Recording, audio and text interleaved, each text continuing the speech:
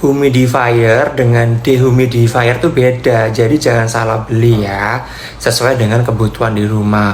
Kalau humidifier itu untuk melembabkan, jadi kalau kering gitu kita lembabkan.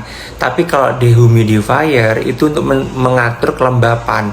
Kalau dia kering dilembabkan, kalau dia kering dilembabkan, kalau dia lembab diturunkan kelembapannya. Jadi biar normal kelembapannya antara 50-60%.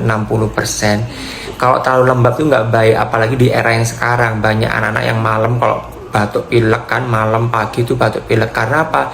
Karena suhunya turun dan sangat lembab. Makanya atur kelembapan dengan yang dehumidifier, jangan malah pakai yang humidifier.